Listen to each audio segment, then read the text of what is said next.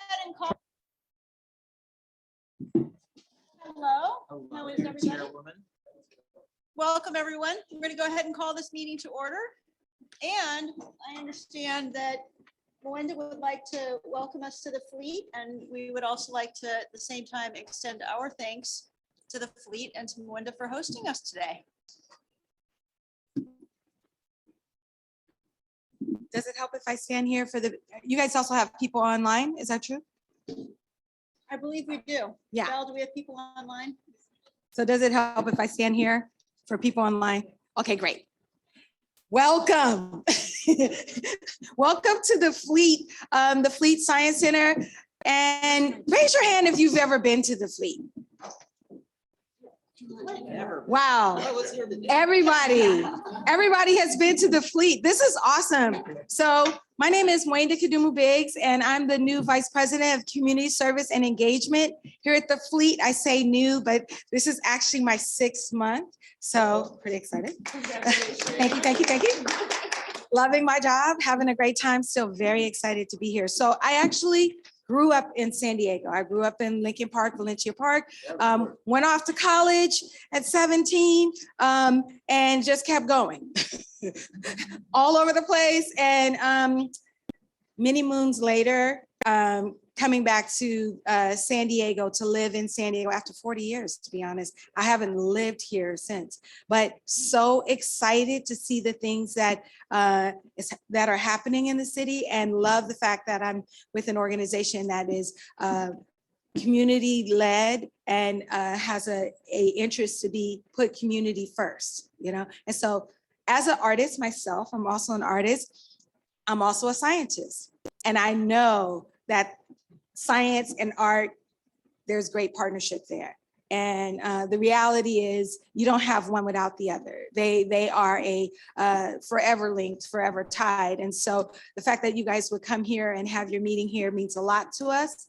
And the Fleet is an inquiry-based, hands-on, informal institution of learning, but not just learning about science, learning about all things. And so STEM, but also STEAM, you know, we put the art in there too. So thank you all very much. And we're around if you need any help, if you have any questions, and again, welcome. Thank you so much. Thank you.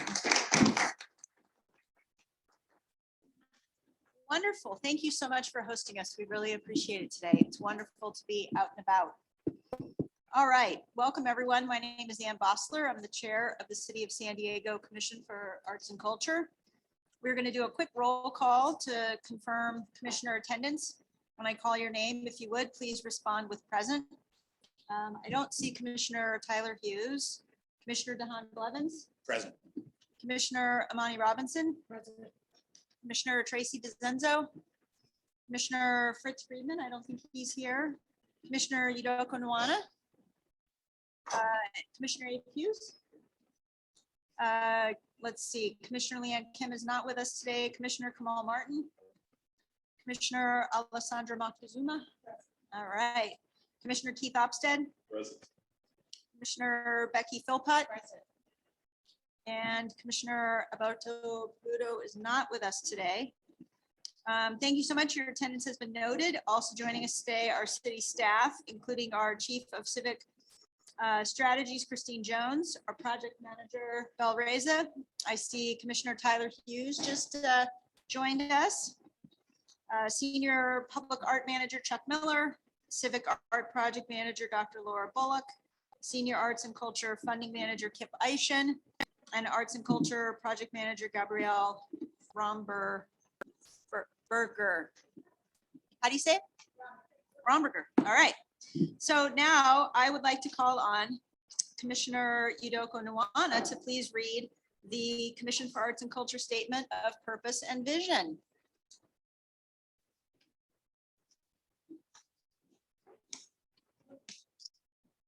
At the bottom of the agenda. Belle, can you also put it back up on so she can read it? Sure, you could take a picture with your phone and then expand it. There we go. Okay. It works. Now you know.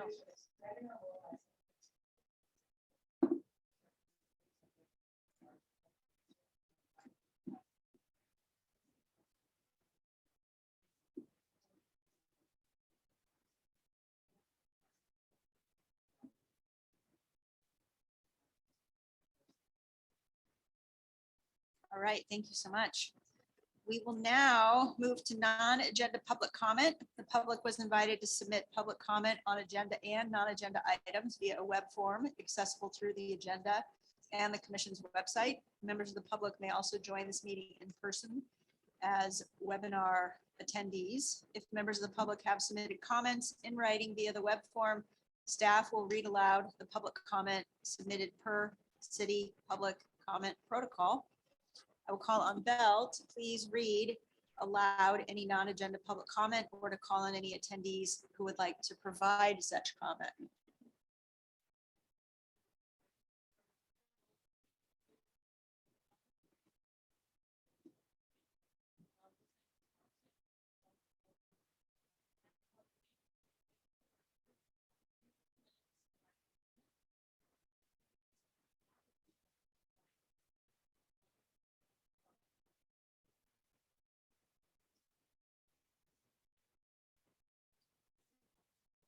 Okay, thank you. So let's see. I hope that everybody has had an opportunity to review the minutes from the September 29th Commission Special Meeting. Would anyone care to make a motion, please, to approve the minutes? Thank you so much, Commissioner Tyler Hughes. Would anybody like to take a second? Commissioner Abe Hughes, thank you so much. Do we have we have a motion and a second. Is there any discussion? Okay, seeing none, I will call your name, and if you would please respond out loud with yay, nay, or abstain. Please remember, you do not need to have been present at the meeting to vote or to discuss. Commissioner Tyler Hughes? Yeah. Commissioner DeHaan Blevins? Yay. Commissioner Monty Robinson? Yeah. Commissioner DeZenzo? Commissioner Nawana? Okay, thank you. Commissioner Abe Hughes? Commissioner Martin? Commissioner Moctezuma? Commissioner Opstead? Yay. Commissioner Philpott? Yay. And my vote is a yay as well. All right.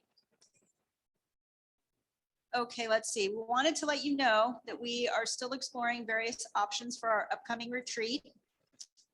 We'd like to wait until after the cultural planning group's upcoming in-person visit in mid-November. We have set our sights on scheduling the retreat for early December. Bell will be sending out potential dates for our consideration, and we kindly request that you review these options and inform us of your availability as quickly as possible. Now we're going to move on to committee reports. Let's start, if we could, with policy and funding. Commissioner Hughes, Tyler Hughes. No for this month, so we. But I just want to thank everybody for attending for the special meeting. So really everybody gathered. So excited. Okay, terrific. May I add to that? Talk about this community funding, this very special impact program. It's really incredibly welcome reception.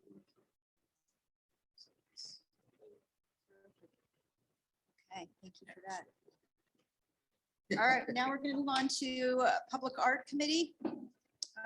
Let's see, who was going to be making the presentation? It says before we begin, we're going to do a conflict of interest disclosure. The recommendation affects the contracts with Trevor Amory and Belize Iriste. All right, please assess whether you have any conflicts to disclose. When I call your name, if you have no conflicts, please state no conflicts. If you do have a conflict, please indicate who the conflict is with and recuse yourself from the discussion and voting on the action item. Does everybody understand that? Okay, Commissioner Tyler Hughes. No conflicts. Thank you, Commissioner Blevins. No conflicts. Thank you, Commissioner Robinson. No conflict. All right, Commissioner DeZenzo. Commissioner Nawana? Okay, Commissioner Abe Hughes? Commissioner Martin? Commissioner Moctezuma? Commissioner Opstead? No conflicts. Commissioner Philpott? No conflict. And I do not have any conflicts as well. Glad we could go through that to establish none of us have any conflicts. I'm feeling very conflict-free at this moment. All right, so now I'd like to call on Commissioner Opstead to please share his committee report and provide an overview of the proposal and the staff recommendation.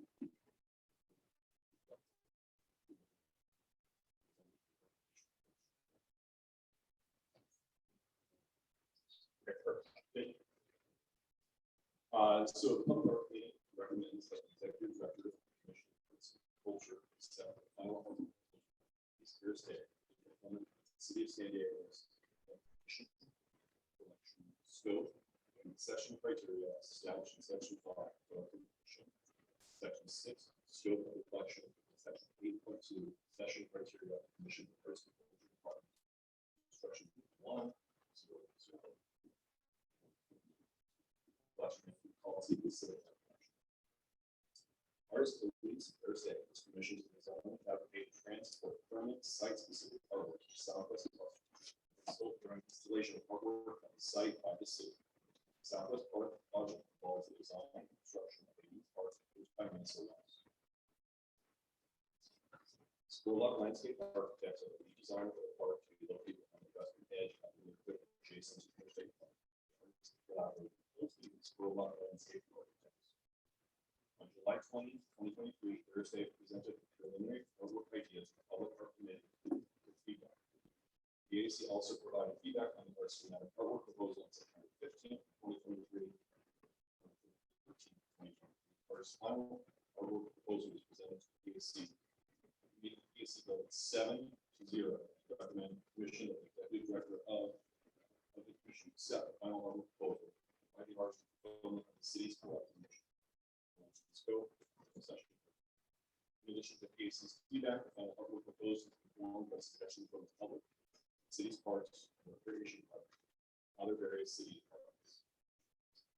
Fiscal considerations, this project is funded by the city as set forth in the city of San Diego County policy 900 feet out. Inclusion of public park and select capital improvements program projects.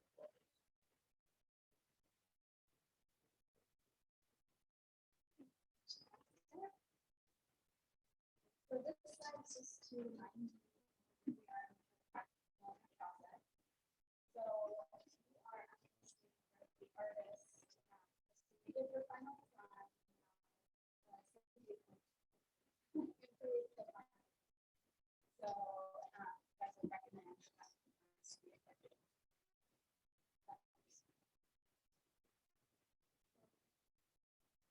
title of the first day's artwork is Deseos or Wishes, and for Southwest Park in Otay Mesa. So here is an image of the project. It is a monumental Veladora candle, and she has created a mural on the front, a ceramic mural, based on a lot of feedback from the community at her 2 engagement events and from discussion with the Public Art Committee, who saw her project 3 times as well. And so what it is a tree of life, which is a universal symbol that draws from the artist's Turkish heritage, as well as many other heritages. And she has also sort of made it specific to Otay Mesa by including flora and fauna from the area. And the artist is kind of known for her ceramic work, so it's a very beautiful, kind of intricate design. So here's an image just showing that portion of it. And so again, the tree of life at the front, cypress tree. And so here is a detail of some of the specific flora that are being incorporated into her artwork design and the ceramic portion. And then this is the other side, the back of the candle, or the main body of the candle. So these again are flora and fauna specific to the Otay Mesa region. And here's an image of the back of it.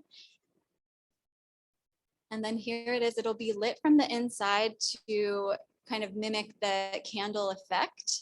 And it, yeah, is a white kind of steel metal form with a kind of translucent flexi blue material. So that's how you'll see the light kind of flickering inside. And here's a site plan. So it'll be located at the entrance to the park. So after a lot of discussion with the landscape designers and parks and rec designers, we decided that this would be kind of the optimal place for it and kind of would greet you when you come into the park. And here's a close-up. So it's that little blue circle at the top right that when you enter, you'll kind of be confronted with the candle. And then there's 2 trees. Those are those neon green circles behind. So it'll kind of frame it when you walk in. And then this is just detailing how it will be lit from the inside. And then it will also have one element. So the ceramic portion will be lit as well. And so that is the artwork. So the recommendation on the table is that the executive director of the Commission for Arts and Culture accept the final artwork proposal by Belize on the condition of further research into potential modifications to the artwork's proportions and site interface and fulfillment of the City of San Diego's collecting mission, collection scope, and accession criteria. Thank you.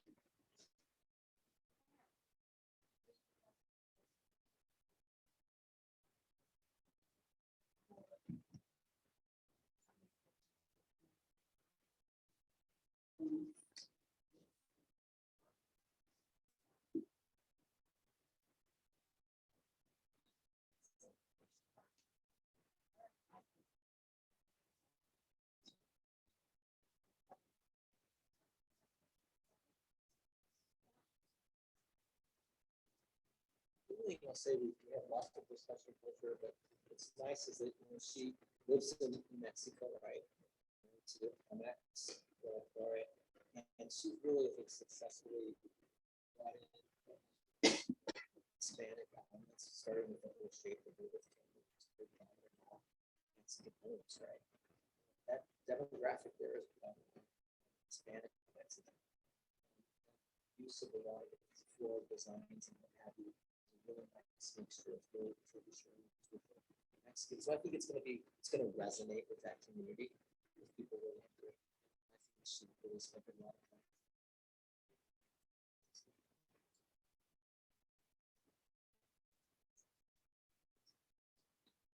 Just a question, will it have, I'm assuming, explanations along the way in both English and Spanish?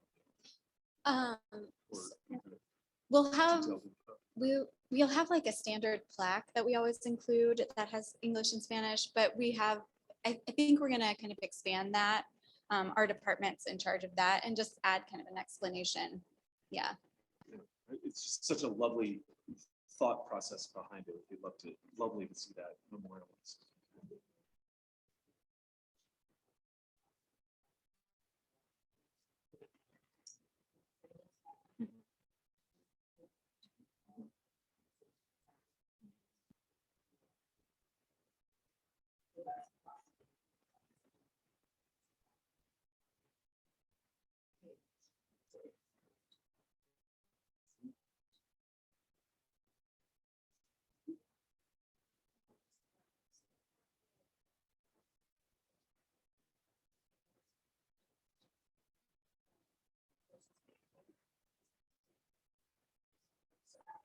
Yes. Mhm.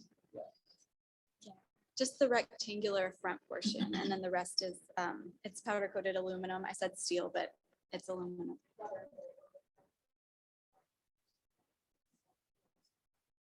Yes. Mhm. Ceramic is durable. Really especially if you have it together, PVC, like that. It's really the type of.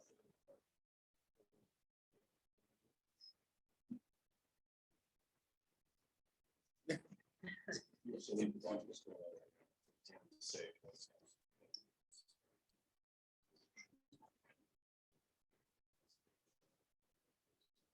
think artists, they started this 6 years ago, so sometimes takes a little while, plus COVID happens, but to see it from beginning to end, then I guess it would probably. So it's kind of really amazing. How would be so open to Asia, so.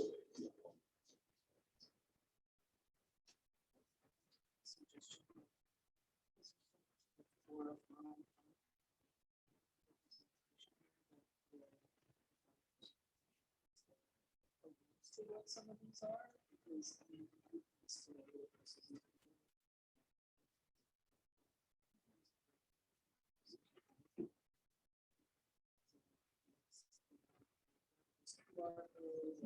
Website or information or even just prompts.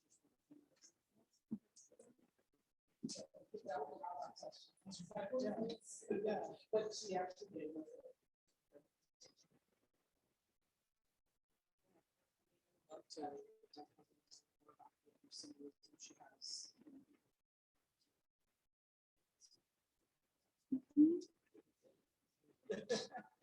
Yes, I have a question. When is this expected to be? Installed? I think it's 2025, so it's in a couple years. Okay. Yeah. We'll have about 5 more meetings. Okay.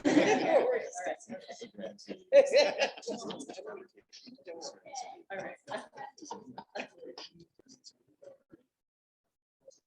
It's gonna be- but it's summer. We'll open the meeting to the public. Happy there's public meeting opportunities. And she did do a community, they did a community at the library, right? If there were any questions that came up that addressed. No, I think pretty much this piece has been received really positively by everyone in the Public Art Committee and the community. So this is kind of a really unique project in that regard. So really, it's been pretty easy, easy sailing. Mhm.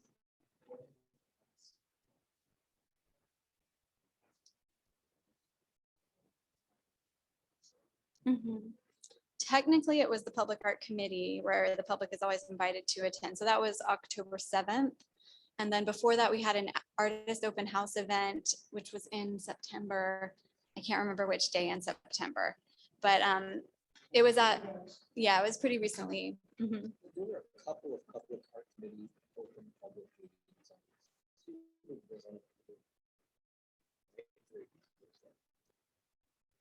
Just because we're at that time of year where we're talking about economic impact. Sorry, I was distracting Dr. Bullock with this question. But it'd be lovely if we can memorialize any economic impact of the fabrication that's going to take place on this side of the border. And you know how much money we're taking, that the city is putting right back into the community through the construction and fabrication.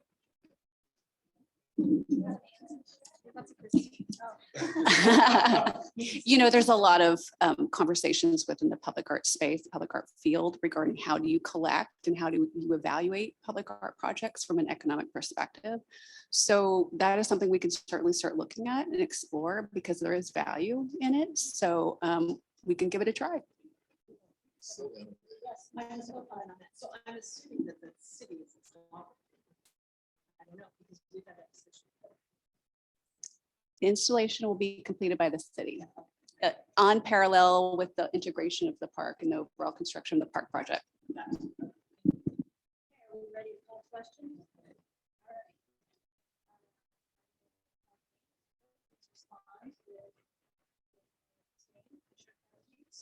Very enthusiastic. Yeah. Okay. Commissioner Blevins? Yeah. Commissioner Robinson? Commissioner Demento? Commissioner Juana? Commissioner Higgins?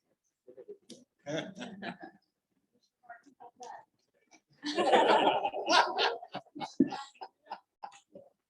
Commissioner Hobson? Yeah. Commissioner Wilcox? Okay, as well. All right, now we're gonna move on to proposal for Hidden Trails Park by Trevor Beamer.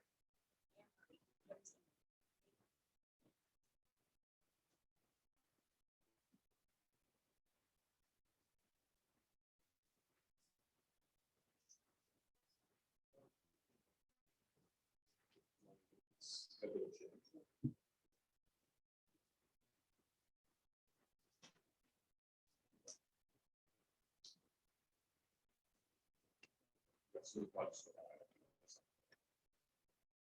Okay, the recommendation that the executive director of the Commission for Arts and Culture Commission accept the final artwork proposed by the lease real estate.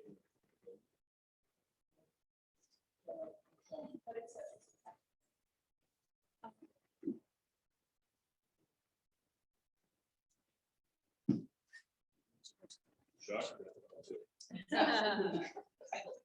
Okay. The recommendation is on the,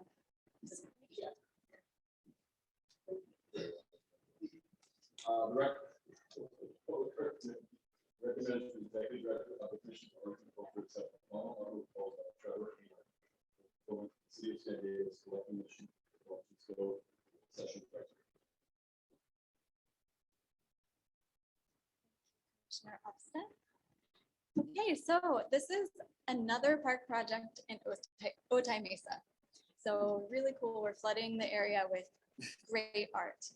So it's also, these projects have kind of started at the same time and are gonna hopefully end at the same time. So we're at the exact same stage in the development process. So the artist has created a final design and we're here today to approve that final design. So here's a site plan. You see the park, Hidden Trails Neighborhood Park is the name of the park. Trevor has been commissioned to work within, and you can see it's surrounded by a neighborhood. It's kind of nestled in there. So through his research, he kind of arrived at several different projects because he didn't want to make one project that he felt sort of like overpowered the park or just made one statement. He really wanted it to engage the community members in lots of different ways. So, and all ages, that was also something that was important. So adults through kids. So here's a site plan, again, with where these art projects will be located. So they're pretty much evenly distributed throughout the park. The listener, the top is going to be towards the entrance of the park. And then we'll kind of go through them so you'll see what each of these are. So the first one is the lava field. So this was inspired by the kids, game where you try not to step on the floor because the floor is lava and you hop from rock to rock. So Trevor has, through a lot of sort of coordination and conversation regarding ADA and safety, we've arrived at a really vibrant, cool, I think, artwork. It'll have kind of a mix of acrylic stones and some actual stones that will make up the lava field. And the green surface is basically that kind of spongy surface that you have on playgrounds. Yeah.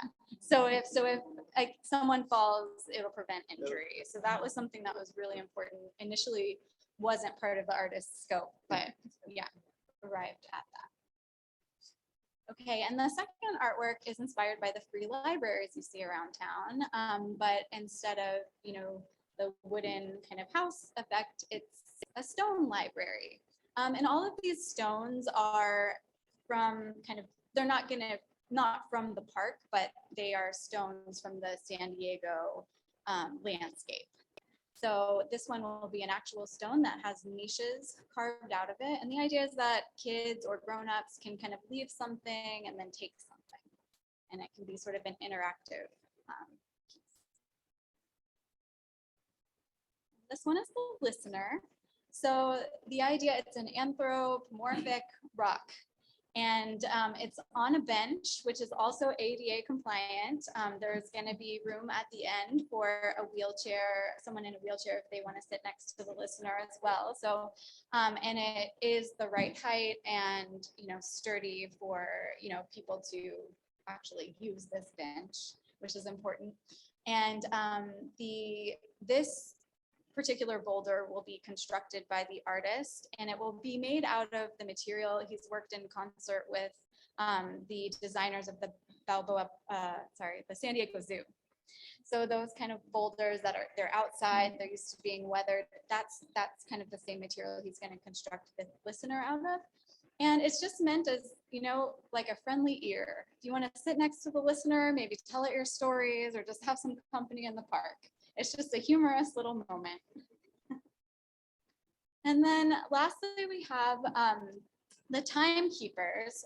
So this is inspired by kind of the artist's body of, he's worked with this theme and kind of other projects in his book.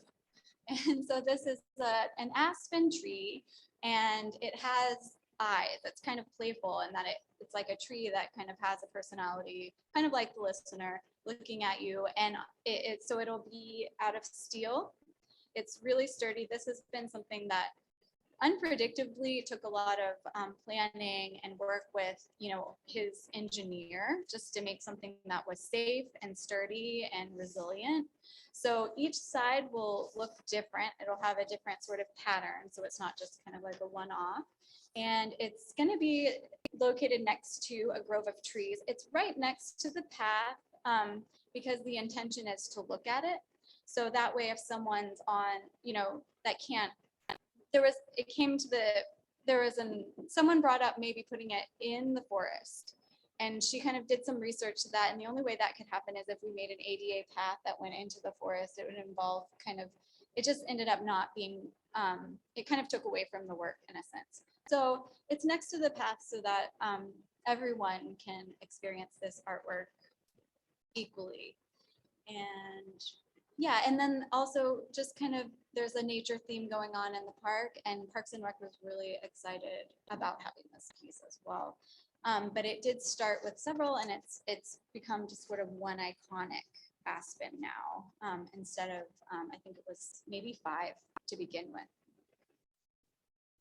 And then lastly, so he has also kind of created a fun engagement activity for the opening of the park. So he's going to, before the opening, engage children in the area, and he's gonna have a drawing contest. And then he's going to make their drawings into patches. And so on opening day, he's gonna create these acrylic pieces and put them all over the park. So kids will have to find them, and whoever finds the most gets to keep the patches. So that is the last element of this project. So, yes, like miles, or no, I'm not sure. Is that what you're asking, like in length? Yes. It is, yeah, it's just like a long sidewalk that kind of goes along the perimeter of the park. Yes, it's also.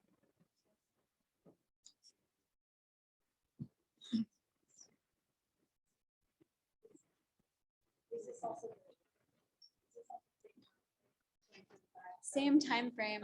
Things change though, so right now that's the time frame. But maybe ask me in a year, and you know, it might, maybe 2026. So the recommendation on the table is that the executive director of the Commission for Arts and Culture accept the final artwork proposal by Trevor Amory and fulfillment of the City of San Diego's collecting mission, collection scope, and accession criteria. I'll make the motion.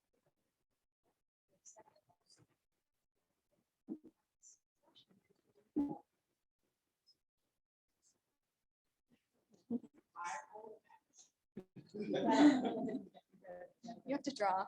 I want to leave a rock in the rock line.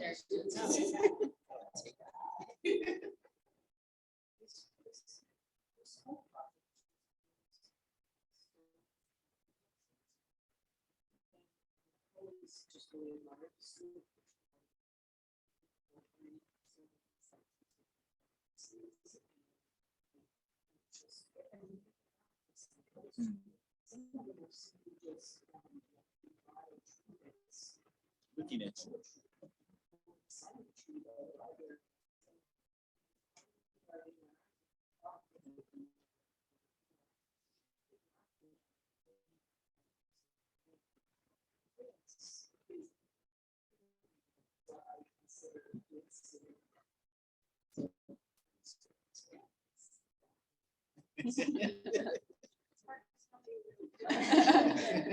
No.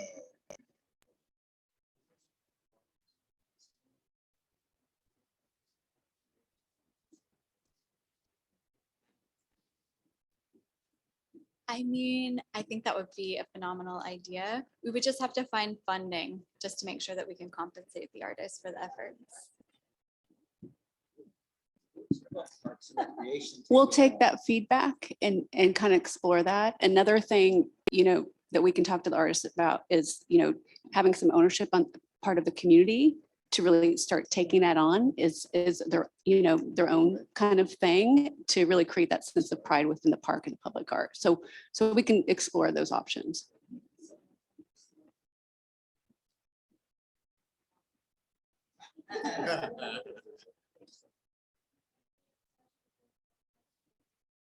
One question, I didn't see anything about lighting or in the evening, and I was wondering if the timekeeper or the listener, et cetera, are going to have specific lighting.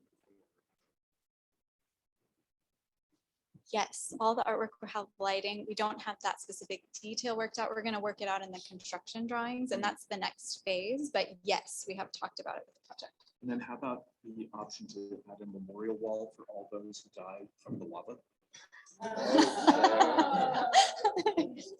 We will take that under consideration. So, Commissioner Hughes, there's lighting underneath these too, by the way. So some rocks will light up.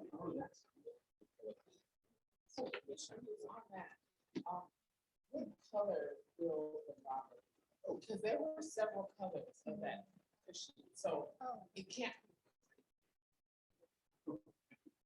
It's not.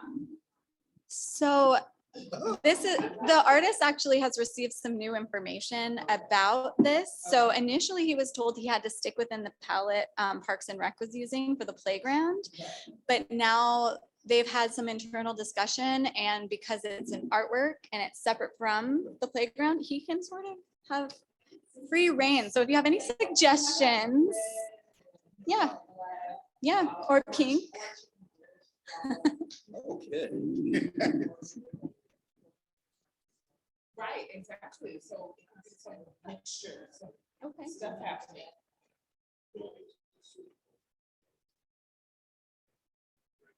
So we're going with orange, red. A warmish hue. Warmer, There we go.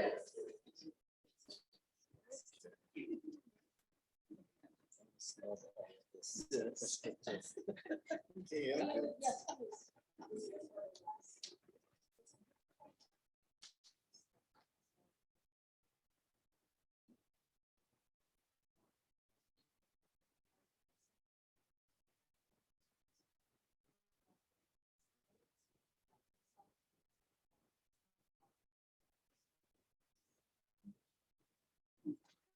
The landscape designers have a plan, and I think they're still kind of working out things. They sort of inherited this, like it was kind of designed by another firm, and then they took it over. So there's a little kind of, I think, like the reopening discussion on some of it, but I do know there's a lot of native grasses for sure. And so I imagine usually with these parks, they tend to be sort of native trees and grasses, but I know for sure there's native grasses because we've talked about that. And I would guess that the trees are as well.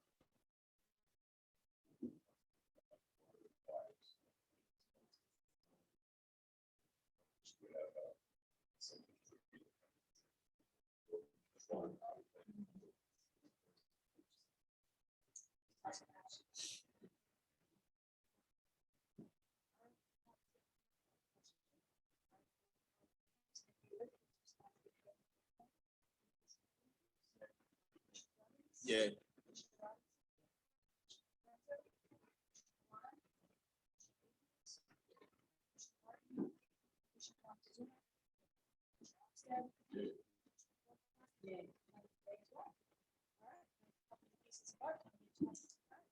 Okay. So now we're going to move on to advocacy and outreach committee. Yes, you want to fill us in? I do, thank you. We're moving right into the advocacy season right now. And we're probably a little bit behind as usual, but part of that is we're still getting used to the change in the budget schedule for the city of San Diego. So we met on October 13th at the library, and thank you so much. We had a forum. I think we had everybody there from the advocacy committee. I drafted up kind of just a little outline statement of priorities for 2023. And we will present that at the next meeting on November the 9th. I'm not sure where that's going to be held. Well, did we decide, is that at City Hall? Yeah, but anyway, and I think we may have, but for those of you that are from the advocacy community, which is definitely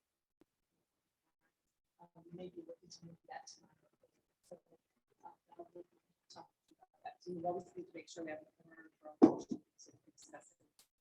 But meetings with your members of city council are coming up, and the mayor, all of those things have yet to be scheduled. The news is out of the right out of the budget committee that the proposals by council members Campillo and Moreno passed out unanimously. All four members of the budget committee moved the proposal to put language into the budget process. Kind of a hard concept to wrap your hands around, but it will be helpful in the budget process, at least to institutionalize it that we want to work with. So we were happy with that. So there was another meeting with the California Arts Council that happened this week. I missed it and I meant to reach out to Marty to cover it, but Jonathan, I believe, is now on. And it's a proposal to apparently the funding of the California Arts Council is getting drastic dramatically.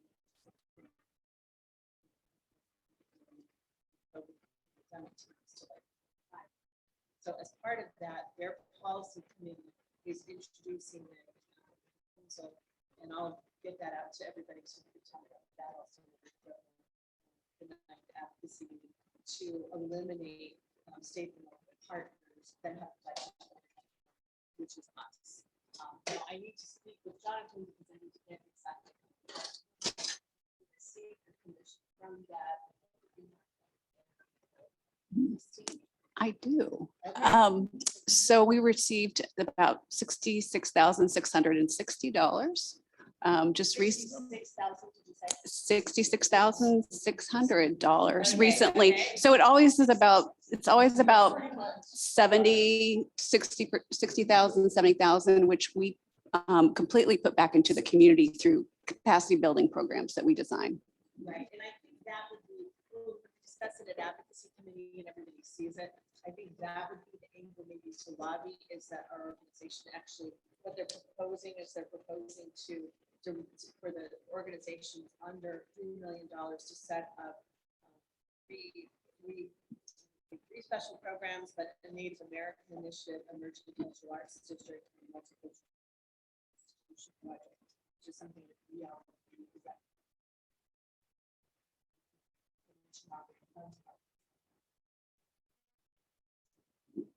I'll give you guys a report on some of our grant, our funding programs soon. Okay, perfect. So that is my report. The next meeting is November the 9th. And we'll have that report.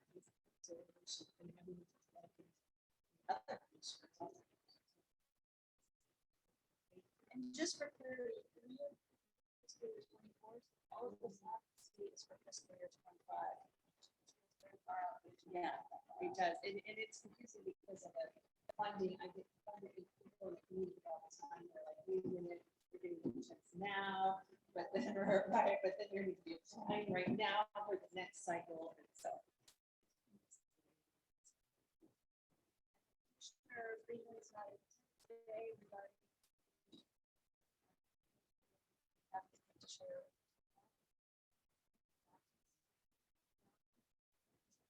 yes.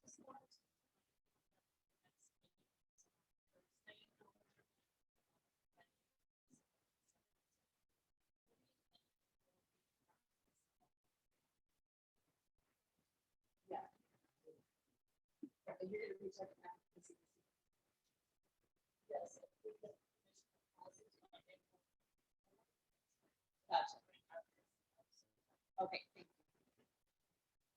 Okay, and then with respect to arts and economic prosperity update, our executive director, Donald Bless, is to join us today. So at this point, I'll have staff update. Okay, so what we wanted to do today is give you all a little bit more detail on the recently released Arts and Economic Prosperity, or what we like to call AEP 6 study. And this is a national study that the American for the Arts produces about every 5 years. The last one was produced with FY 2015 data. And then the one right now that we're going to be giving you more information on is 2022 data. So let's go to the next slide. So essentially, this is a study that's really focused on the nation's nonprofit arts and culture industry. So the nonprofit organizations and their audiences. And it is really focused just in this last study, not only on economic activity, but also starting to measure social impacts, which obviously are incredibly important to this industry and our ecosystem overall. So the study itself focused on over 373 regions across the United States. All 50 states were engaged, as well as Puerto Rico. And again, it measured, the economic impact and social impacts of not only the organizations themselves across the country, but also the audiences that they engaged and serve. And so what AFTA, American for the Arts, that's our kind of acronym we use. So if you hear me say that. So again, AFTA was the primary on the study. And so they really focused again on kind of bringing together both local and statewide research partners in order to really be able to carry out this major task. It took a couple of years in the making, as you can imagine, being able to collect all this data on expenditures.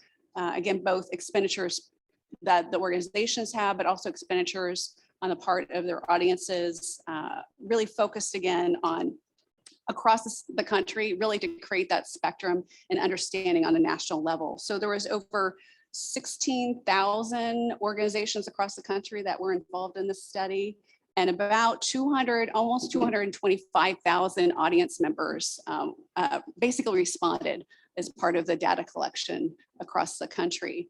So in support of the study here in San Diego, we hired San Diego Regional Arts and Culture Coalition, the local organization, to help us in the collection of surveys. So these are surveys where SDRAC is what we like to call them. They basically helped facilitate working with organizations across the city in order to be able to survey them and their audiences that they serve across the city region. And so you see some of the big numbers that resulted from all of that work here.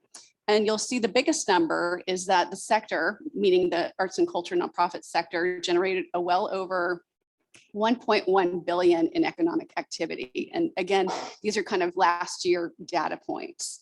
So when you break that down, we have about 600 and almost 58 million in spending by the arts and culture organizations themselves, and then an additional 528 million in event-related expenditures by their audiences. So these are pretty big numbers, and we're really excited to be able to share these local results as part of this kind of overall national study. So I have a question. How does this relate to our overall San Diego? You don't have a sense, maybe GDP, so to speak, or what's our 10%, 5%? I don't have that number specifically for this specific industry, because as you maybe this is one industry in a larger kind of creative economy. So, there are 70 something different industries within San Diego County that are creative industry based. So we're going to be able to present those numbers and get a little bit more into that kind of economic parallel when that report comes out a little bit later. I think we're going to probably have that release in January. So we'll be able to get some of those data points that you're looking for in terms of GDP and things like that. I think it's super powerful when we present to the so when we talk about what we do, et cetera. I mean, I think they can really help us.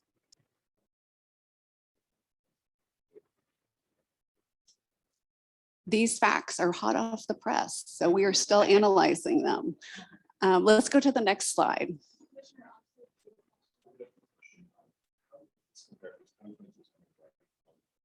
Yeah. So, yeah, so I have a couple notes on that. I knew you were going to ask. So we are still kind of looking a little bit at those numbers, but what I can share is that in FY15, the total expenditures were about $1 billion. So now we're at about 1.1 billion. So a little bit of an uptick, not much. You know, for that many years, it's probably not a big uptick in reality, but you know, it's kind of flat, so to speak. Especially considering inflation too. It's really. Yeah, I mean, that is true, absolutely. And I would share also that, you know, between that, you know, you see some fluctuations in terms of organization spending versus, you know, the audience spending. Obviously, audience spending was a little down, if that makes sense. Organization spending was actually up a little. So there was some kind of nuances within that number. In FY, well, I'm going to get to some other numbers, and then I'll tell you a little bit more about some of that comparison, if that's okay. Okay, so let's go to the next slide. Okay, so to get to some of these other numbers that you guys are interested in. So again, this is the most recent study, but you'll see the economic activity here in the city of San Diego supported 16,900 jobs. It provided 878 million in personal income to residents. You know, so thinking of the people that basically are working at those organizations essentially, and then generated over 2.75 million in tax revenues, you know, at the local, state, and federal levels. One of the things I'll just share in looking at these numbers is that in FY15, there was over 36,000 full-time jobs. So you can see that was a big shift. And obviously that probably had a lot to do with the pandemic. I'm making that assumption here, but that was one of the numbers that stood out to me the most between the two studies. I'll also share, let's see, I'm just looking to see if there's any other comparison note. I'll get to the others in a moment.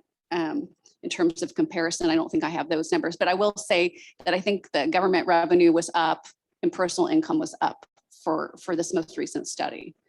Let's go to the next slide. You know what's interesting though about Oh, that yeah. slide is that if you do the math, and you take the 878 million divided by the 16,900 jobs, that would mean that the average salary would be $50,000, right? And if you all see is that not true?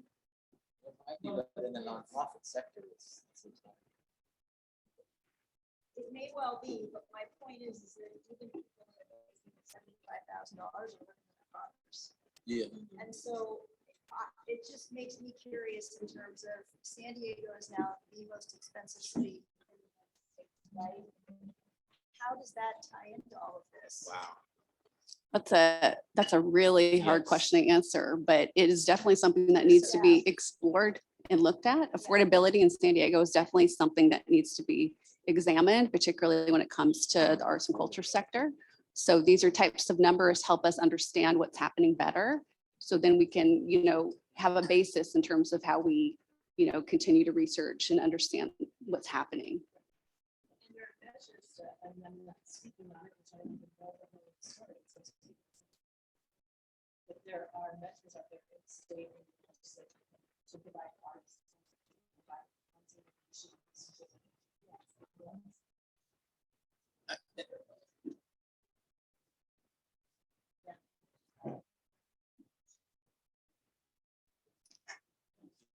It's a great conversation and we want to see it, you know, begin, but at our meetings, our monthly meetings, we're almost besieged with people coming in saying, because $90,000 you're making and we can barely make $40,000 as artists and you just came with 52. So it's just poignant that you looked at that and came up with that.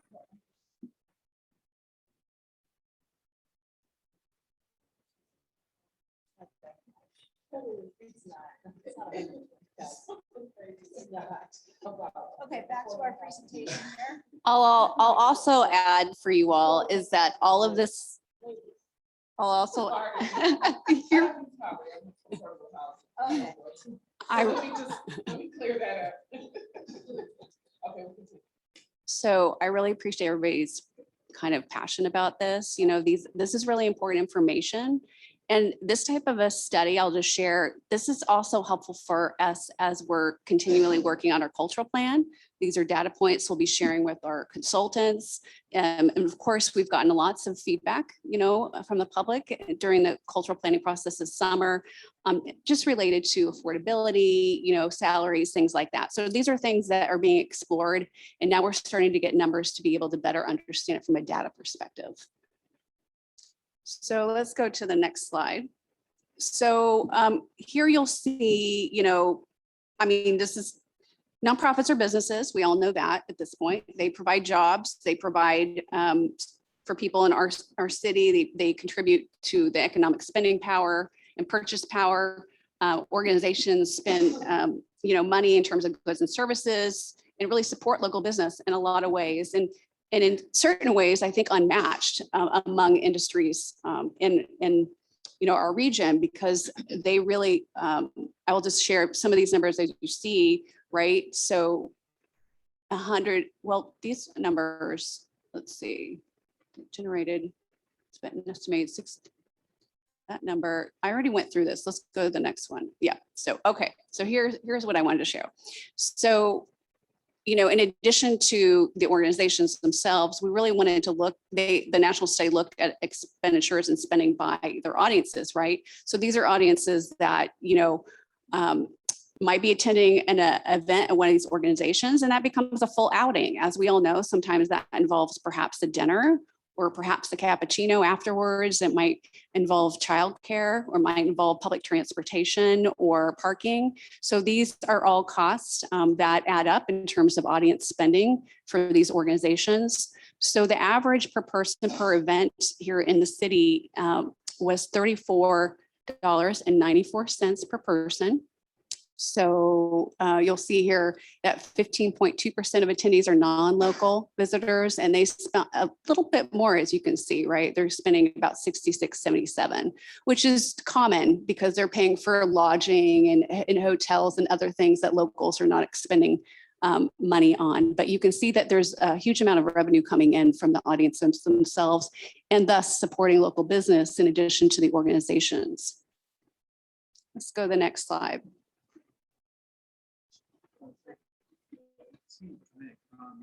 What was the 2015 percentage of non-local attendees? In FY15, it was, well, I can tell you the local spending in FY15 was 45.66.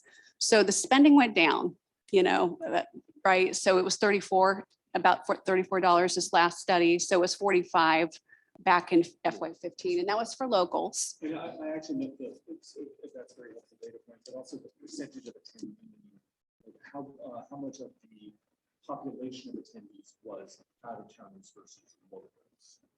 Well, let me see. Are you talking about the 2022? 2015 to 22. So we know now 15% of our audience is coming from outside of the city. Does that represent?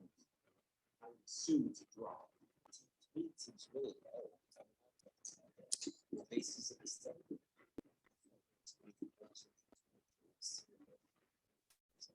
So here are a couple data points, and then you can calculate the percentage.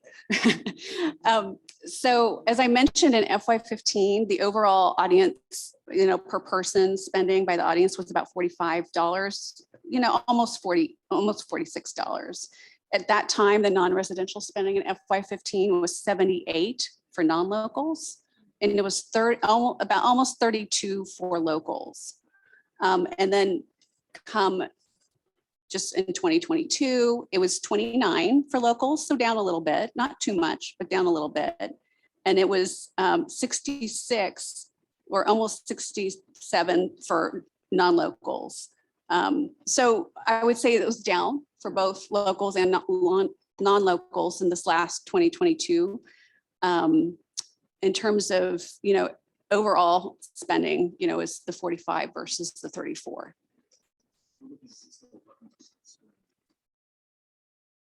Yeah. Well, and I think one of the questions I had to make me really dive into get by demographics. But I floated a hypothesis that if you have more people attending neighborhood and community arts functions, it's not the same level as if going to Playhouse or going to Road or do all this other things. And so that's what I was kind of also interested to see something with demographics. Well, I'll share a little bit about that in a moment. So here you'll see the national results. So just, so what we just looked at were the city specific results. And again, those are just the biggest nuggets. There's more detailed nuggets in the report, which I think you all received. Did you guys all receive a copy of the report? Okay, we'll be getting you guys that. So here nationally, you can see that, again, it involved, organizations across the country. That spending overall in terms of economic activity was almost 152 billion. So that's huge. And then breaking that down, again, they break it down by spending by the arts and cultural organizations, which was about 74 billion, 73. And then also event related spending by the audiences, which was about 78. So we go back to the very top. These are nonprofit arts and cultural organizations, not the entire arts and culture. Yes, this is a very specific study and it is only on the nonprofit arts and culture industry.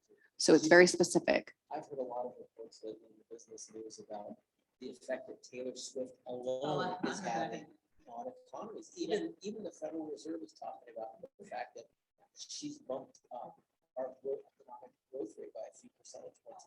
I believe she's in our industry, but she's not a nonprofit. No, she's not a nonprofit.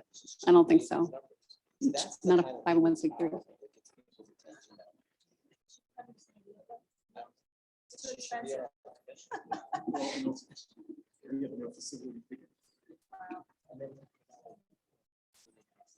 So let's go to the next slide.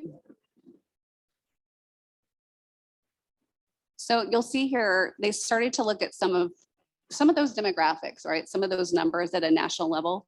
One of the things that was really important about this study in this year was that it was really the first time that AEP, these studies had really focused beyond the financial, economic, and kind of tourism contributions of these nonprofits.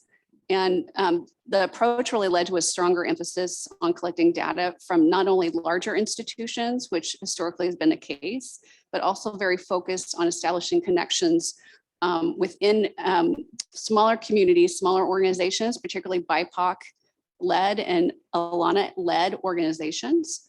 And so, they recognize that there's some systematic bias potentially in some of the previous studies. And so what they wanted to do is put a lot of energy into, ensuring that these organizations that were led by these BIPOC and Al-Anon were included in the study. So to do that, concerted effort obviously was made. And what the findings revealed was that the spending by event attendees nationally closely mirrored the overall spending national average. So it really wasn't that different between people going to these, organizations, events, based on the national average.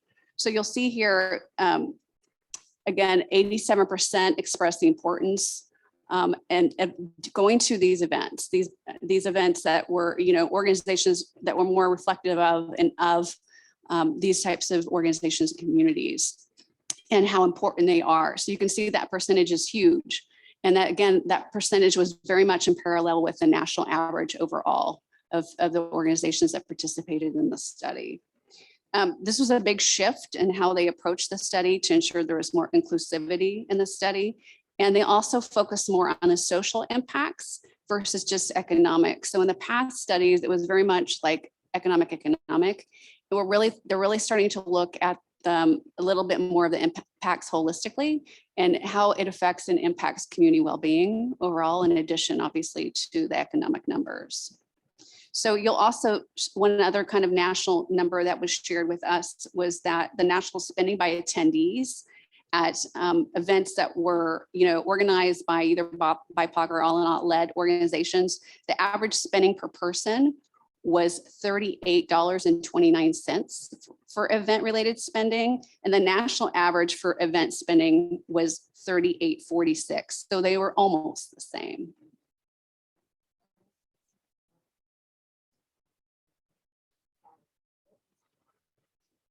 Alana stands for Asian Latin.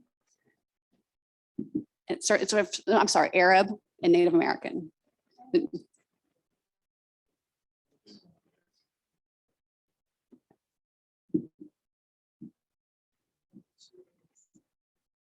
Asian and Arab are the two A's.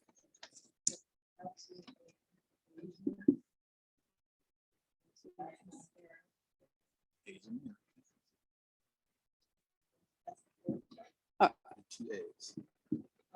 I'm going to go to the next slide. A's is gonna slow us down. All right, so just to kind of wrap this conversation up, I want to also just share a couple of numbers at the county level, which I think is important because we not only got city numbers, but we got county numbers. So here in San Diego County, the city kind of led kind of a collaborative that kind of worked amongst the county, different local arts agencies and cultural districts to really all kind of get involved with the study. This was the first time I think we've had the most kind of participation in San Diego County. So our numbers are, it really helps us to better understand what's happening within our region overall. So there were 7 municipalities involved in San Diego County and 2 cultural districts were part of the study. So it represented about 60% of the population in San Diego County through all this our collaborative partners across the region.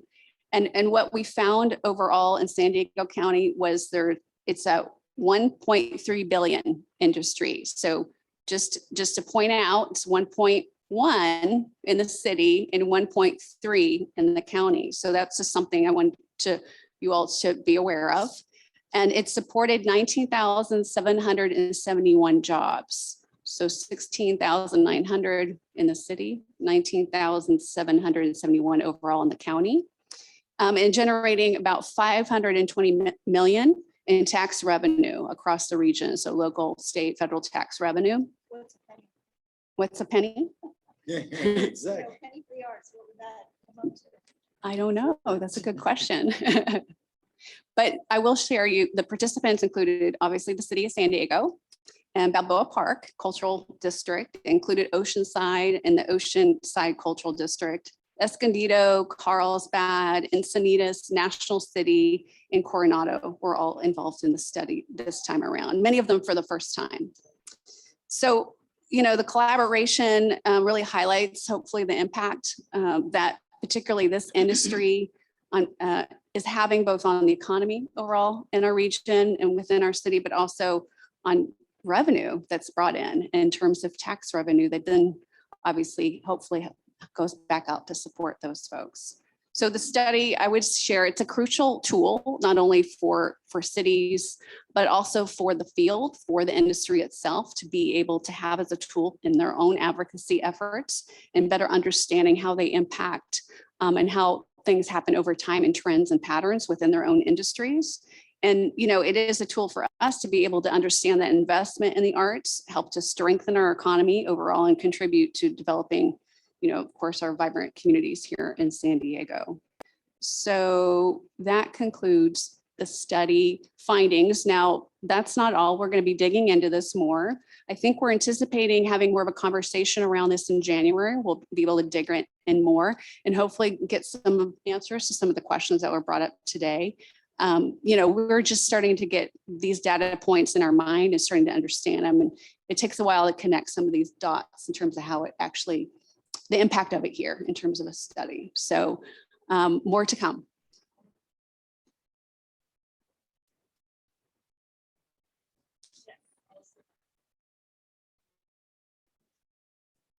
Just one more question.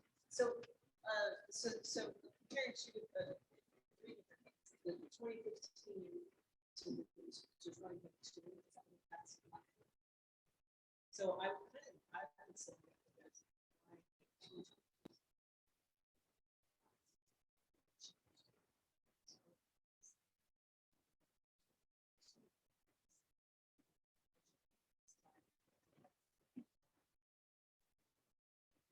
when's the next time it's up? It's done about every 5 years. You know, I think things slowed down a little bit with COVID because it was a little bit more than 5 years, but generally it's supposed to be on a 5-year track.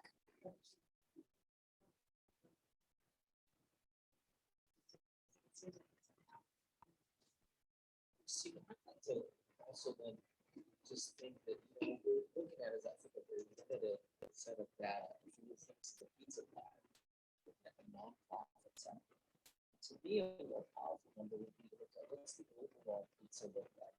That's the numbers we should decide. Is it's the private as well as the private initiative as well as nonprofit. Just talking nonprofit.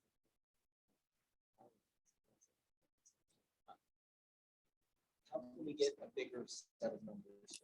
I completely agree. This is just a national study that American Free Arts does specifically for this industry, and we participate so we can understand that industry. You know, so it's a very specific scope. To your point, though, we do need to understand the larger ecosystem. We need to understand the larger creative industries here. So to that end, we have been working on an update of the creative economy study. Yes. We did the first study a number of years ago. It's about 4 years ago at this point. And so those numbers are being, you know, calculated now, and we're going to be briefing you all on that in the new year. And those numbers are going to look at industries, you know, across not only nonprofits, not only visual arts, performing arts, but we're looking at, you know, advertising, we're looking at the print and publishing world, we're looking at the music industry. So, you know, and I could go on, but there's many of those. Right, so I would caution us to cite these numbers and to use them, just because I think it really shows a smaller base than overall. Say a city council, maybe get some bigger set of numbers, or say, you know, multiply this number by a factor of 3x, and that's the real total pie. I think that's the stuff we need to advocates. Politicians and others that make decisions.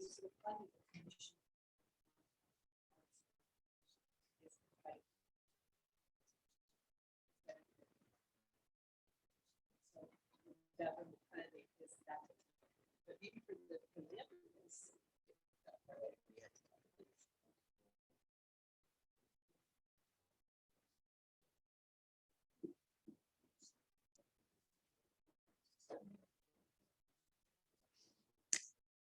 I don't know, because this was part of a national study, it doesn't go down into that type of a detail.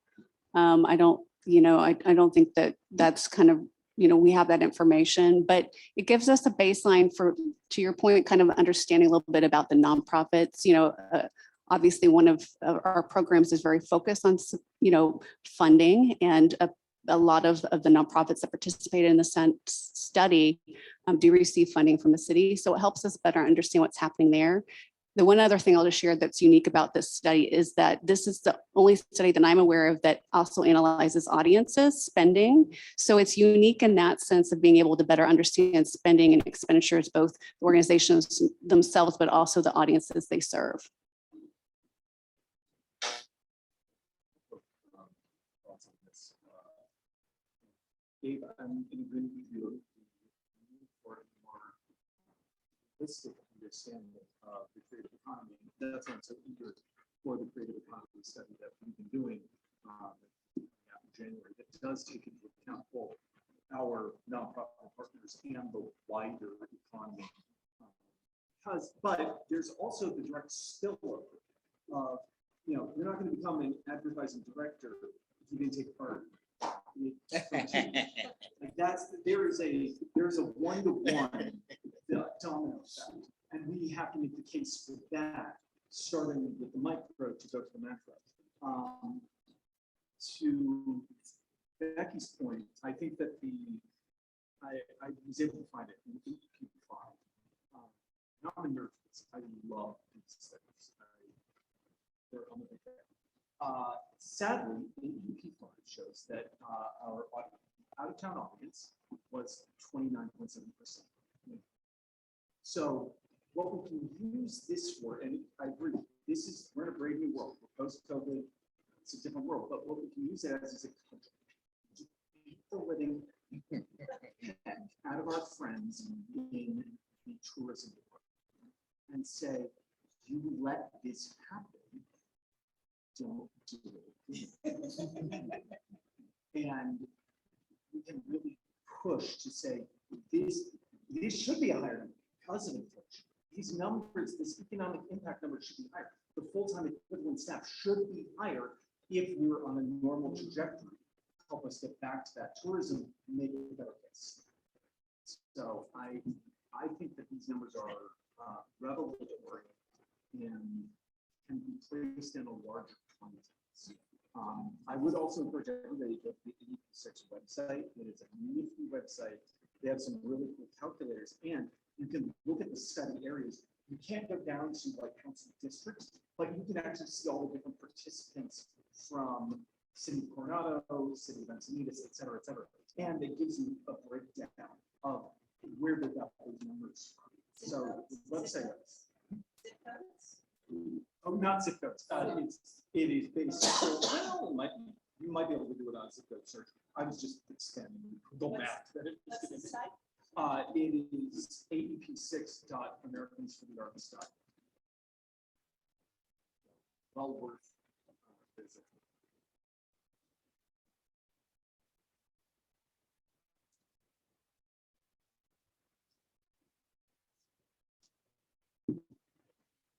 Thank you so much, Christine. Now we're going to move on to the director's report. Back to you, Christine. All right. So, gosh, it's been a really exciting time. We have so many things going on. So I'm just going to rattle off quite a bit just so you guys are in the loop. So just as a reminder, we have Here Comes the Neighborhood in Canto, call for artists out. That deadline is coming up. It's November 2nd. So if you guys are getting the emails or sharing, get the word out within your networks, please. We want to get the word out as much as possible to ensure lots of artists are engaged and applying. So that is happening. And then in addition, we had our fall festival, as Commissioner Ofsted indicated, and Commissioner Hughes was there as well. So thank you for attending. The fall festival, where we celebrated along with the community, the new artworks that are in San Ysidro. So the artists were in attendance, and oh my gosh, we had stacks of drawings from kids. So the kids got to participate and have like a contest where if they got to choose which public artwork out of the 3 they liked the best, and they did kind of a drawing of it, and then they're entered into a raffle. And we have a stack of drawings like this big for us, and some of them are actually really good. So if we're going to look at a comparison between the artworks and the drawings. So it was really fun, and I don't know if there's anything Commissioner Upstead or Commissioner Hughes would like to share, but I would like to thank you for attending that event. Give a shout out to the actual under the same sun. So by it's accomplished by the thing and data. Thank you. One of these, nice pictures on my Instagram, hate from us use, and I left this already. Yes, they were all gone by the end of the evening.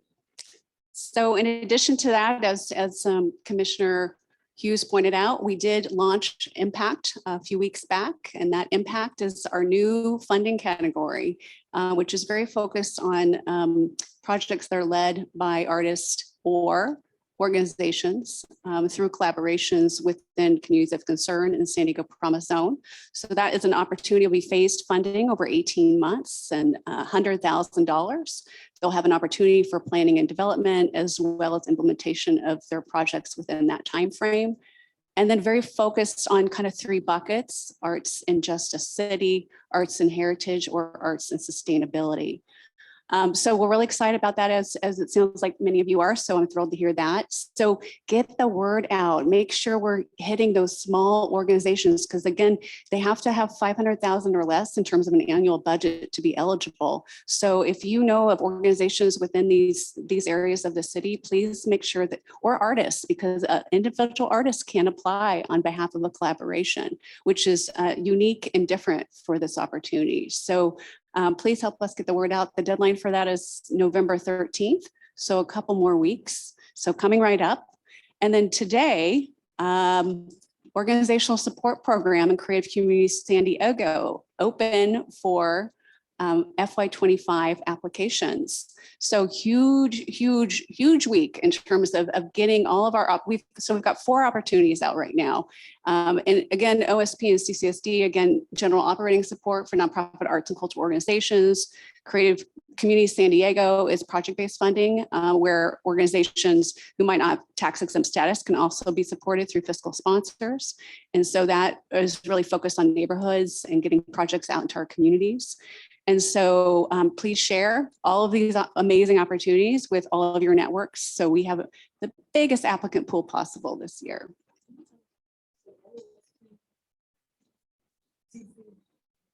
Yeah, so information should have gone out today via MailChimp. If you haven't gotten it, we'll make sure it gets forwarded to all of you so you can share with your networks. You'll start seeing some social media postings. City press release went out today and other information.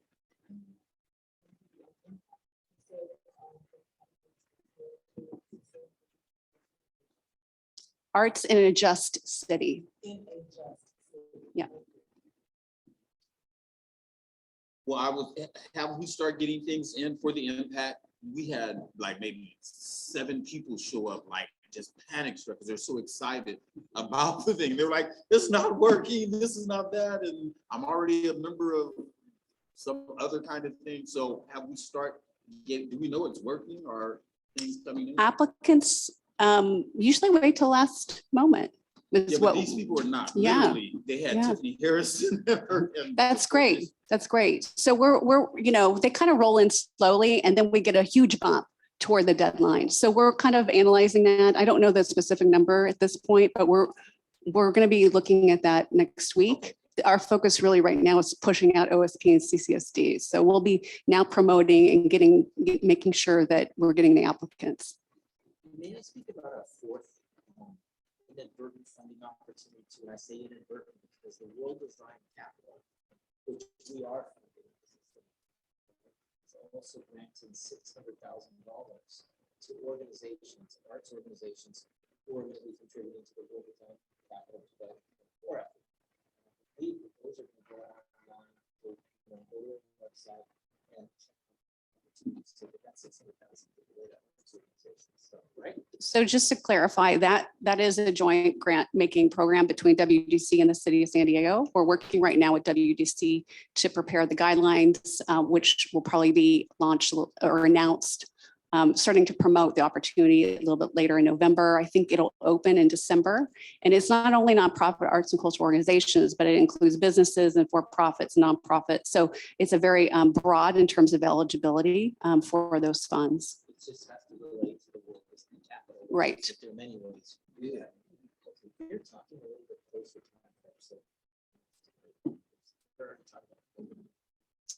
They're going to start putting announcements out there and seeding that it's coming. Yeah. Commissioner Martin?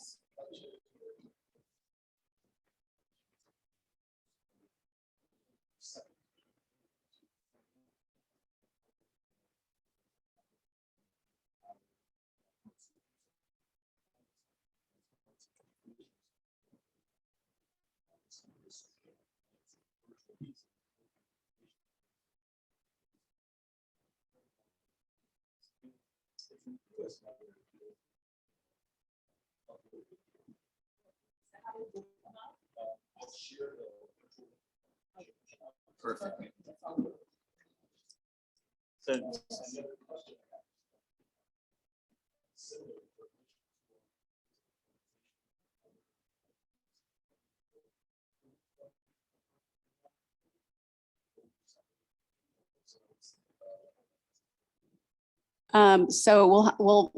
you can't apply as an individual commissioner, right? If you're involved with an organization, the organization could apply. Assuming they meet the eligibility criteria. But you don't need to be an organization, you can be an arts collective. That's right. Yes, you can be an individual artist, you can be a team of artists, you can be an organization, an arts and cultural organization, or you could be an organization that produces art projects. You have to form a collaboration too. So that's part of it too, is to support infrastructure building.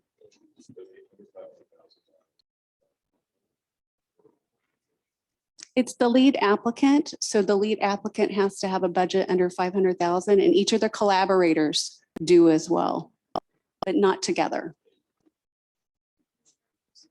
Just a question, Kristen, with all of these very exciting what's the impact on staff? What case do you need to our professionals that they see the budget? It's a good question. Let me finish my updates and then I'll give you more details on that.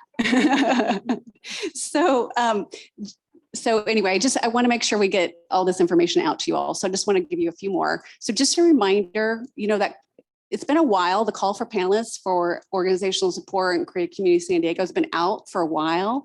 But if you know candidates who might be willing to serve on some of those panels, again, this will be for the FY25 panels that will happen in March of next year. Get the word out because we're going to have to kind of start coming back to you all with that pool of candidates a little bit later, either in December or January. So now's the time to really encourage folks to submit. Yeah, or we can share out the call for panelists again to all of you. Yep, we can do that.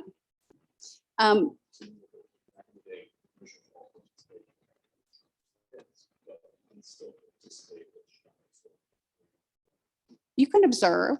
Yeah. What I wanted to recommend is any of the commissioners that are not single participating is show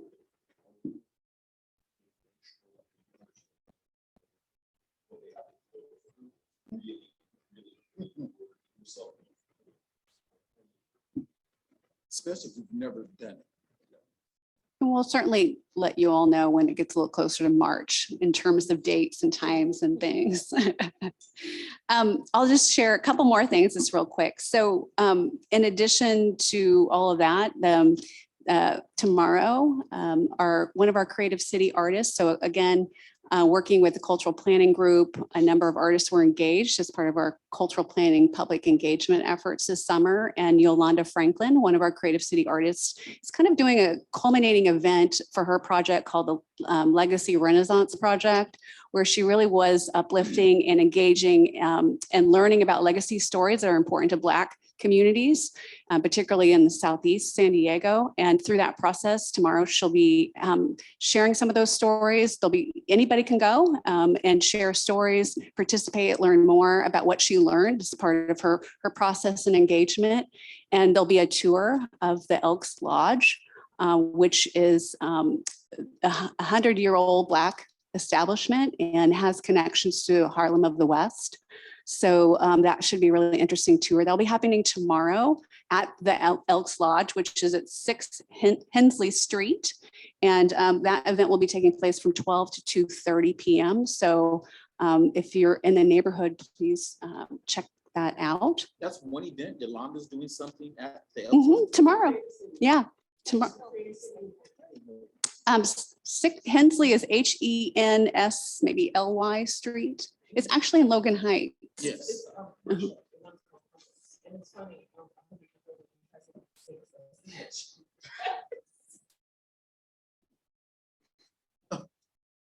Yeah. And then one last update I'll just share is tonight. I think you all received an invitation, so I'm hoping to see you all there. The San Diego Art Prize is having an opening reception this evening at the Central Library Gallery.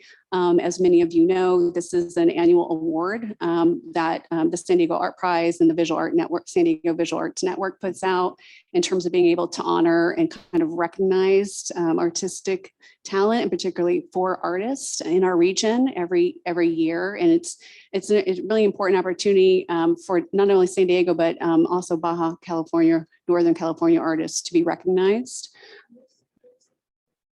There's a public one tomorrow. This one, you can go tomorrow as well. I would encourage you to check out the show, regardless of whether you can go to any of the receptions. This is, and the artists, the recipients this year, there were 4 recipients for the 2023 Art Prize, and they were Maylee Barragon, Anya Galacio, Janelle Iglesias, who actually is one of the artists that just finished a project down in San Ysidro for us, and the library at Pacific Highlands Ranch, and then Joe Yorty, who also oversees Best Practice, which is an art space down in Barrio Logan. And then of course, our own Dr. Laura Bullock is the curator in all her spare time. So this is in all her spare time. She does this on her own time in terms of being able to curate this show. So she's actually curated the show at the gallery that's recognizing these 4 artists. So hopefully you can attend. If not, I would encourage you to see the show and see some of that amazing artistic talent that we have in our region. This evening, the event is 5 to 7:30. Yeah, and it's at the, the Central Library Shiley Events Room upstairs. Mhm. That concludes my reports. Okay, next up, we have new business for future agendas. Yes. Awesome. One, I think we would be doing ourselves a disservice if we did not keep revisiting staffing levels at the meeting, specifically when we're talking about expanded opportunities that we're putting out there in the world for funding, the amount of time that it's taking, and that fantastic staff members are doing things like curating events on their own time. So I think it behooves us, and this probably falls under policy and funding, considering that with every time we're talking about expanded opportunities out in the world, that policy and funding understands it's going to take. And then we can have a conversation about friends and advocacy to so I just want to make sure that staffing is a constant. And then the other item I would like to suggest for future is that we keep revisiting 8 and 6 and the creative economy study has specific line items as which economic impact and then folding that in with love culture. I don't want us to lose sight. I would hope we do not lose sight of those 2 specific things.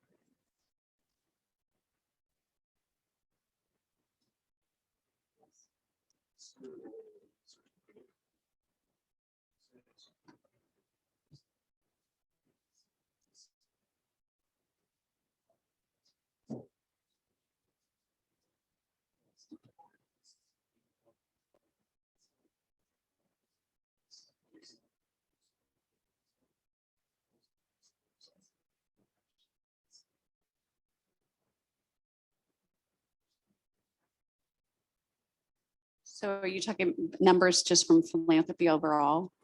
Yeah, I mean, mhm.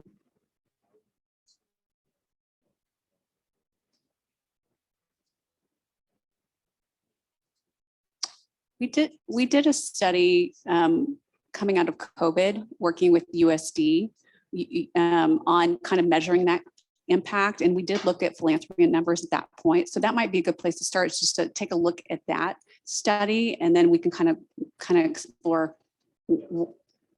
Yeah, let's look at that as a starting point.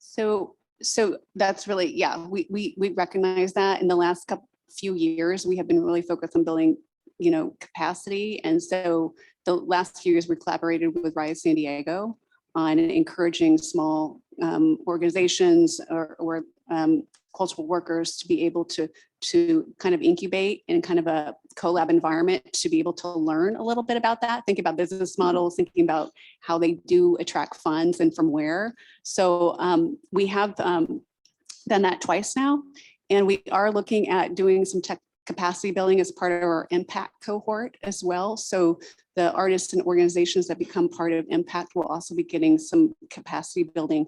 And of course, you know, looking for money and how to find that money is part of the process.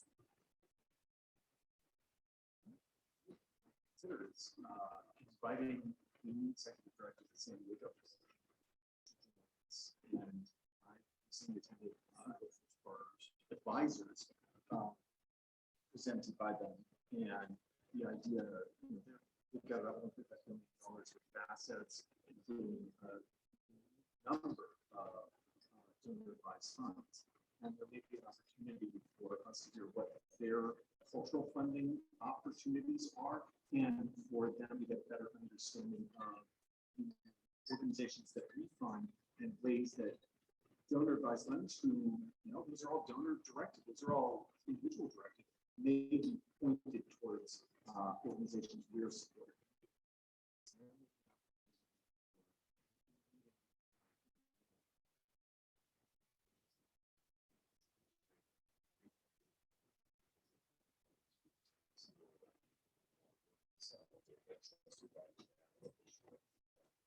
Yeah, thanks for that.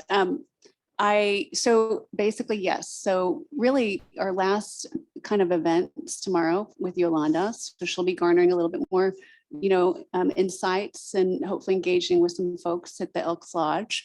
And then cultural planning group, the consultants are really starting to digest again, all of the input that they've received. All, you know, obviously there were discussion groups, there was a survey, there was community conversations happening. So there was a lot of forum, there was a lot of different ways that people engaged and provided insights. So they're really starting to kind of go through that information. They will be back here a little bit later this fall to do a kind of better understand some of the transborder area, and we'll be consulting with and getting some feedback on kind of transborder organizations and artists down in TJ to better understand, you know, to have a better understanding of the context of our region overall as they continue to kind of think about data. We'll be providing findings. They'll be presenting some of the findings, some of the emerging directions that are coming out of those findings to you all, I believe in January. And then we'll be taking that to hopefully Economic Development and Intergovernmental Relations Committee with the city, hopefully in February, as they, you know, and then from that, they will again start developing the actual plan. So there's a lot of time still to provide insights, but they're still very much in the finding stage at this point. One other thing I'll just share is tomorrow, actually, I don't know if you all made a pom-pom, but all those pom-poms that Katie Ruiz, in collaboration with the Institute of Contemporary Art San Diego, they really helped us out a lot this summer in really engaging folks in an art making activity. So the culmination of that, Katie has kind of conceptualized an installation, which will be at Civic Center. They'll be installing over the weekend. So you're going to see a lot of colorful pom-poms in the trees at the Civic Center come next week. So more to come on that. And isn't David Clever Saunders coming to, is it November or December commission? Yeah, we'll check on that. I can't remember. Okay. Okay. Yeah, I'm sorry, I have that, that was my question. The retreat, I was still trying to find a retreat. We're looking at the beginning of December now.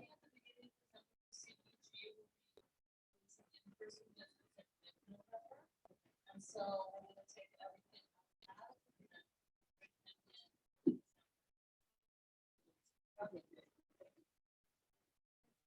out. Two things real quick. Former councilman for the 4th District, Tony Young, is now over Workforce Partners. They've partnered with us for years as far as like doing theater and things like that, paying the young people to be in the plays because they were learning life skills. And so I'd love to invite him to, now he's over Workforce Partners, to this meeting. And then the other thing, we have a campaign, a health education campaign, Healthy Active Fit. We're looking for positive, healthy, active, fit, not young men, men between the ages of 21 to 91 who want to be a spokesperson for being healthy, active, fit for the Mr. Black San Diego Culture, Art, and Talent Competition. So if you guys know, and there'll be a spokesperson for the entire year. I know I've looked at Mr. Martin too. I'm Mr. No, I can't do it. I was Mr. Black 1990 officially. So this is something that we're bringing back for the next generation. But literally, if you know anybody that's a spokesperson and artist, they love, showing culture, art, and talent, we want them to be the spokesperson for our health campaign next year. So please have them come to our website, sduw.org, and sign up for Mr. Black San Diego Culture, Art, and Talent.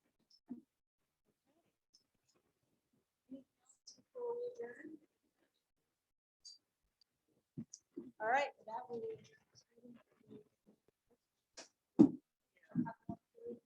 Thank you. I know, but I don't know if they do it. I just-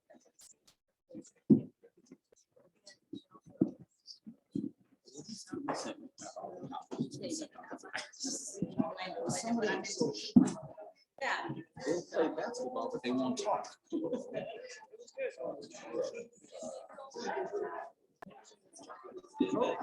Thank you. Oh, that is, I love it.